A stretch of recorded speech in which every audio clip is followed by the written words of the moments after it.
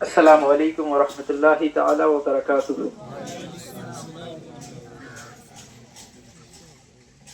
الحمد للہ رب العالمین والعاقبۃ للمتقین والصلاة والسلام علی اشرف الانبیاء والمرسلین وعلی آلہ واصحابہ اجمعین، اما بعد فاعوذ باللہ من الشیطان الرجیم، بسم اللہ الرحمن الرحیم۔ قال اللہ تبارک وتعالی فی القرآن المجید والفرقان الحمید: یا ایہا الذین آمنوا قوا انفسکم واہلیکم نارا وقودها الناس والحجارہ۔ آمنت باللہ، صدق اللہ العظیم۔ عزیزان محترم، سارا مجمع ایک بار جی لگا کر اپنے پیارے نبی جناب محمد رسول اللہ صلی اللہ علیہ وسلم کی بارگاہ بے کسکنہ میں جھوم جھوم کر درود پاک کا نذرانہ پیش کریں۔ پڑھیے بآواز بلند: اللہم صلی علی سیدنا و مولانا محمد مبارک وسلم، صلی علیہ الصلوۃ والسلام علیک یا رسول اللہ صلی اللہ تعالی علیہ وسلم۔ وصل مولا چاہتے ہو تو وسیلہ ڈھونڈ لو، وصل مولا چاہتے ہو تو وسیلہ ڈھونڈ لو، بے وسیلہ نجدیو ہرگز خدا ملتا نہیں، بے وسیلہ نجدیو ہرگز خدا ملتا نہیں، اور مل نہیں سکتا خدا ان کا وسیلہ چھوڑ کر، مل نہیں سکتا خدا ان کا وسیلہ چھوڑ کر، اور غیر ممکن ہے کہ چڑھیے چھت پہ زینہ چھوڑ کر، غیر ممکن ہے کہ چڑھیے چھت پہ زینہ چھوڑ کر۔ عزیزان محترم، آج ہم اور آپ اس آستانہ عالیہ میں حاضر ہوئے، ہمارے اور آپ کے تمام کے یہاں پر آنے کا مقصد صرف اور صرف اپنے رب کی رضا حاصل کرنا ہے۔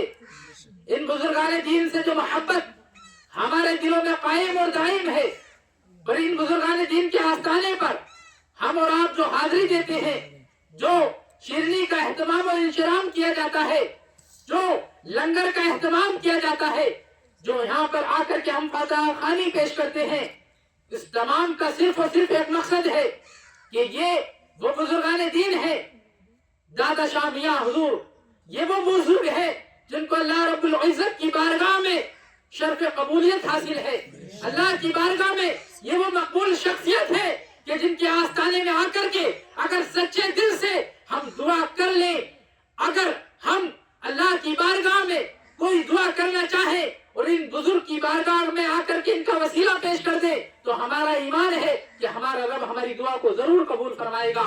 عزیزان محترم، یہ وہی بزرگان دین ہے جن کی چوکھٹ پر آنے کے بعد میں اللہ رب العزت کیا ہم پر خاص فضل و کرم ہو جاتا ہے، کیونکہ یہ وہ بزرگان دین ہیں جنہوں نے پوری زندگی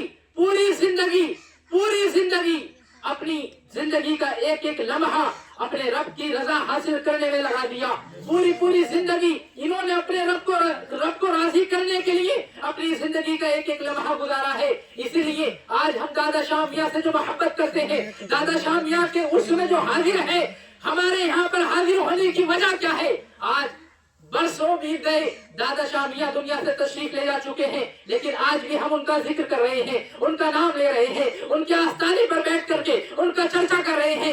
آخرکار اس کی وجہ کیا ہے؟ تو عزیزان محترم، اس کی وجہ صرف اور صرف یہی ہے کہ وہ شخصیت ہے صاحب مزار حضور دادا شاہ میاں، یہ وہ عظیم شخصیت ہے جو جب تک دنیا میں رہے اپنے رب کی رضا کے لیے اپنی زندگی کا ایک ایک لمحہ گزارتے رہے، اور اللہ رب العزت نے ان کو یہ بدلہ عطا فرمایا کہ آج دادا شاہ میاں دنیا میں رہ نہیں ہے، لیکن اللہ نے دادا شاہ میاں کے ذکر کو بلند کر دیا کہ دادا شاہ میاں دنیا سے تشریف لے گئے بظاہر، لیکن اللہ نے ان کے ذکر کو اس صدقے میں کہ انہوں نے اپنی زندگی اللہ کا ذکر کیا، اللہ نے ان کو یہ بدلہ عطا فرمایا کہ اللہ نے ان کو جنت الفردوس میں اعلیٰ سے اعلیٰ مقام بھی عطا فرمایا، اور دنیا میں بھی ان کے ذکر کو بلند فرما دیا۔ یہی وجہ ہے کہ دادا شاہ میاں حضور کو گئے زمانہ بیت گیا، لیکن آج بھی اہل دل، اہل محبت ان کے نام کا چرچا کرتے ہیں، ان کے نام کا قرآن شریف کرتے ہیں، ان کے نام پر لنگر لٹاتے ہیں، ان کے نام کی محفلوں کا انعقاد کیا کرتے ہیں۔ عزیزان محترم، یہ اتنی بڑی محفل سجائی، یہاں کے تمام لوگ قابل مبارکباد ہیں، हमारे तमाम बुजुर्ग काबिल मुबारकबाद हैं जो हुजूर दादा शाह मियां के नाम पर इतनी अजीम महफिल लेकर के इस जंगल में बैठे हैं। माशाअल्लाह अल्लाह रब्बुल इज्जत हम तमाम को दादा शाह मियां के फैजान से माला माल फरमाए। अजीजान मोहतरम, अभी अभी मैंने आपके सामने कुरान मुकद्दस की एक आयत करीमा पढ़ी थी, उसका तर्जुमा बयान करके मैं आपके सामने से रुखसत हो जाऊंगा। तवज्जो के साथ में समाअत फरमाएं। हमारा और आपका परवरदिगार कुरान मुकद्दस में इरशाद फरमाता है, या अय्युहल्लज़ीना आमनू क़ू अनफुसकुम व अहलिकुम नारा। अल्लाह ने इरशाद फरमाया, ए ईमान वालों, अपने आप को और अपने अहल व अयाल को जहन्नम की आग से बचाओ। अल्लाह फरमाता है कुरान में, ए ईमान वालों, अपने आप को, अपनी जानों को और अपने अहल व अयाल को यानी अपने घर वालों को जहन्नम से बचाओ। अज़ीज़ान मोहतरम, जहन्नम से बचाने का मतलब क्या है? क्या बचाने का मकसद ये है, मतलब ये है कि हम में से कोई जहन्नम में चला जाए तो हम अपने आप को निकाल लें, या हमारे घर से कोई जहन्नम में चला जाए तो हम उसको निकाल लें अपने आप से? नहीं, हमारी ये औकात नहीं कि हम अगर जहन्नम में चले जाए तो हम अपने आप को निकाल सके। हमारी ये औकात नहीं कि हमारे घर से या हमारे अहलो यार में से कोई जहन्नम में चला जाए तो हम उसको बचा सके। हर चीज नहीं, ये मतलब नहीं है। अज़ीज़ान मोहतरम, कुरान मुकद्दस की आयत का मतलब ये है, अल्लाह रब्बुल इज्जत फरमाना ये चाह रहा है, अल्लाह ने ऐलान ये फरमाया है, अल्लाह ने ये फरमाया है कि ए ईमान वालों, ए मुझ पर ईमान रखने वालों, ए मेरे नबी पर ईमान रखने वालों, ए कलिमा पढ़ने वालों, ऐसा कोई काम मत करना जिसकी वजह से तुम्हें जहन्नम में जाना पड़े, जिसकी वजह से तुम्हें जहन्नम में जाना पड़े। और ऐसा कोई काम अपने घर वालों को मत करने देना जिसकी वजह से तुम्हारे घर वालों को भी जहन्नम में जाना पड़े। इसलिए अज़ीज़ान मोहतरम, हम पर जरूरी है कि जो बुजुर्गान दीन की महफिल में हम हाजिर हैं, इनकी जिंदगी हमारे लिए बहुत बड़ा सबक है। हमें सिर्फ बुजुर्गान दीन से मोहब्बत ही नहीं करनी चाहिए, बल्कि मोहब्बत के साथ साथ हमें बुजुर्गान दीन की जिंदगी को भी अपनाना चाहिए, इनके तरीकों को भी अपनाना चाहिए। हमें देखना चाहिए कि ये जो बुजुर्ग जिनका आज हम और आप चर्चा कर रहे हैं, ये इतने बुलंद मर्तबे पर कैसे पहुंचे, आखिरकार इनके क्या कारनामे थे जो अल्लाह ने इनको इतना बुलंद मर्तबा अता फरमाया। तो अज़ीज़ान मोहतरम,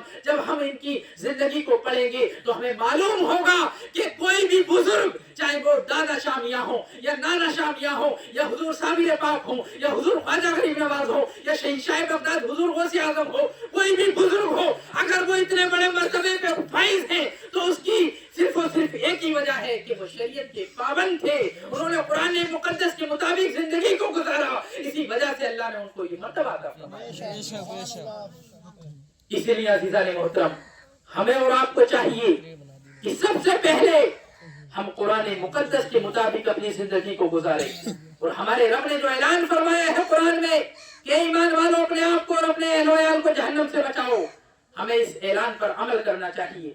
खुद भी हम कोई ऐसा काम ना करें जो शरीयत के खिलाफ हो, और अपने घर वालों को भी कोई ऐसा काम ना करने दे जो शरीयत के खिलाफ हो। मुसलमानों, अल्लाह रब्बुल इज्जत ने हमें तमाम उम्मतों में सबसे अफजल बनाया है, ये हमें याद रखना चाहिए। हदीस कुदसी है, अल्लाह के नबी इरशाद फरमाते हैं कि मेरे रब ने मुझसे इरशाद फरमाया, ए प्यारे हबीब, इन्नल जन्नत हरामुन अलल अंबिया हत्ता तदखुला या मुहम्मद व अलल उममी हत्ता तदखुला उम्मतुका या मुहम्मद। रसूल पाक ने इरशाद फरमाया, हमारे नबी फरमाते हैं, मेरे रब ने इरशाद फरमाया, ए प्यारे हबीब, मेरी जन्नत तमाम नबियों पर हराम है जब तक कि तुम दाखिल ना हो जाओ जन्नत में, और तमाम उम्मतों पर जन्नत हराम है जब तक कि तुम्हारी उम्मत जन्नत में दाखिल ना हो जाए। अज़ीज़ान मोहतरम, हदीस कुदसी से ये मालूम हुआ कि हम जिस उम्मत में है, उम्मत मुहम्मदिया में, इस उम्मत को अल्लाह ने तमाम कायनात में सबसे अफजल बनाया है। लेकिन याद रखो, अफजलियत के साथ में अल्लाह ने हमको एक बहुत बड़ी जिम्मेदारी भी दी है। और वो जिम्मेदारी क्या है? वो जिम्मेदारी ही नहीं बल्कि हमारी बहुत बड़ी खूबी है, जिसको कुरान ने बयान फरमाया है, कुंतुम खैरा उम्मतिन उखरिजत लिन्नास तामुरूना बिल मारूफ व तनहूना अनिल मुनकर। अल्लाह इरशाद फरमाता है, तुम बेहतरीन उम्मत हो, तुमको लोगों के लिए निकाला गया है। और तुम्हारी बेहतरी की वजह क्या है, खुसूसियत क्या है? तो अल्लाह ने वो भी बयान फरमा दी। अल्लाह फरमाता है, तामुरूना बिल मारूफ व तनहूना अनिल मुनकर। अल्लाह फरमाता है कि तुम अच्छाई का हुक्म देते हो और बुराई से रोकते हो, ये तुम्हारी खुसूसियत है। अब हमें ये गौर करना चाहिए कि हमारी जो खुसूसियत कुरान में अल्लाह ने बयान फरमाई है, हमारे रब ने बयान फरमाई है, क्या उस खुसूसियत के हम हामिल हैं? क्या हम उस खुसूसियत पे हम अमल पैरा है? इसलिए मुसलमानों, हमें चाहिए कि जहां तक हो सके हम अच्छाइयों का हुक्म दें और बुराइयों से रोके। ये आस्ताने